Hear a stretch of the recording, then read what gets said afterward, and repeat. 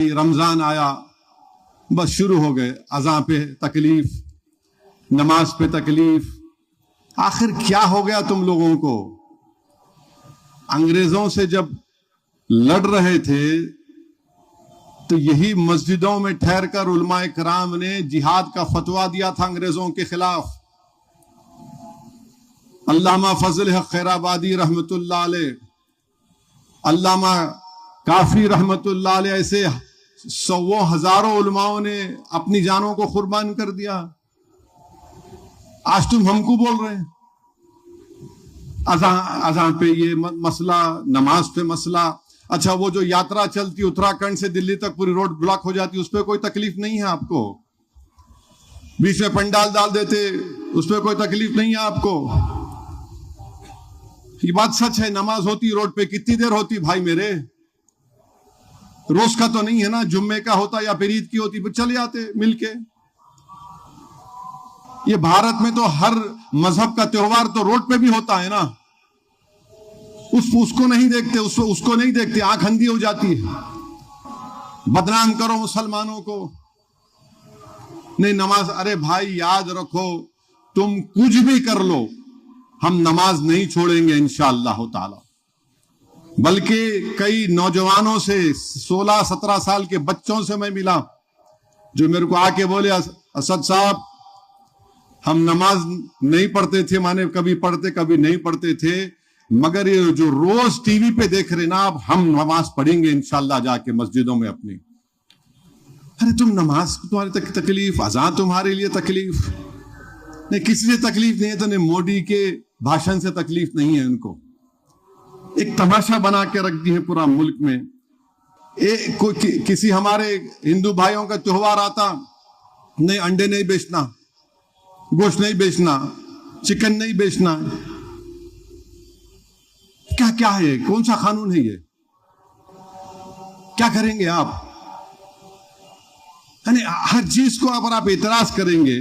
اچھا پھر مسجد کے سامنے آ کے کئی ملک میں ڈی جے لگاتے, اس میں گالی رہتی مسلمانوں کو, ملا کیے فلاں وہ گانے چلتے, اس پہ کسی کو اعتراض نہیں ہے. کسی کو اعتراض نہیں ہے. آپ کو صرف نفرت ہے تو بس مسلمانوں سے ہے, اور آپ کی نفرت یہ صاف ظاہر کر رہی ہے کہ آپ اس مذہب کے ماننے والوں کو دبانا چاہتے ہیں, مارجنلائز کرنا چاہتے ہیں, ان کو سیکنڈ ڈگری کا سٹیزن بنانا چاہتے ہیں. یاد رکھو بھارت میں باعزت طریقے سے الحمدللہ 18-19 کروڑ مسلمان رہتے ہیں, اور انشاءاللہ تعالی رہتے رہیں گے. ترکمان گیٹ پر قتل و غارت گری ہوئی تھی تو ہمارے حوصلے پس نہیں ہوئے. ملیانہ ہاشم پورا ہوا, مار کر ہماری لاشوں کو ندی کے کنارے پھینک دیا گیا تو ہم نہیں ختم ہوئے. نلی کا میسیکر آسام میں ہوا, قریب 10,000 لوگ مارے گئے, ہم مرے نہیں, ہم زندہ رہے. یہ چیزیں مت کرو آپ. اور یہ کیوں کی جا رہی ہیں بتا رہا ہوں آپ کو میں. 22 لاکھ بچے نیٹ کا ایگزام لکھے, پیپر لیک ہو گیا, کینسل ہو گیا, تو بجائے ان بچوں کی تکلیف کو دکھانے کے, یہ جو ٹی وی پر 6 بجے 9 بجے اور 10 بجے جو بیٹھتے ہیں, ان کو لگا کہ نہیں حکومت مودی کی ہے, مودی کو نہیں دکھانا. ان 22 لاکھ بچے جن کے ماں باپ کم سے کم 2-2 لاکھ روپے خالی کوچنگ سینٹر پر قرضے لے کر اپنے بچوں کو پڑھاتے ہیں, ان کی تکلیف کو نہیں دکھانا. یہ دکھا دو, مسلمان کو دکھا دو. دیکھو روڈ پہ آ گیا, دیکھو اذان تک تکلیف ہو رہی ہے, دیکھو گوشت کھانے سے تکلیف ہو رہی ہے. ارے تم اس دیش سے محبت کرتے نفرت کرتے بتاؤ ہم کو. کوئی جانے والا نہیں, اب دوسری ہجرت نہیں ہوں گی انشاءاللہ تعالی.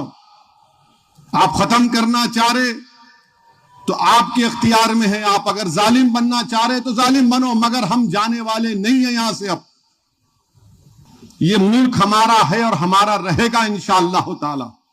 ہم جمہوری طریقے سے اپنی لڑائی لڑتے آئے اور لڑتے رہیں گے انشاءاللہ تعالی. تم کیسے میری مذہبی آزادی چھین سکتے؟ کیسے چھین سکتے آپ؟ خالی اذان کی آواز سے تکلیف، لفظ مسلمان سے تکلیف، کتنی نفرت کرو گے؟ دکھاؤ نا یہ بچوں کو، 22 لاکھ بچے۔ مسلمانوں اٹھو، اب اٹھنے کا وقت ہے، دنیا کو معلوم ہوگا کہ ہمارے آنسوؤں کی قیمت کیا ہے۔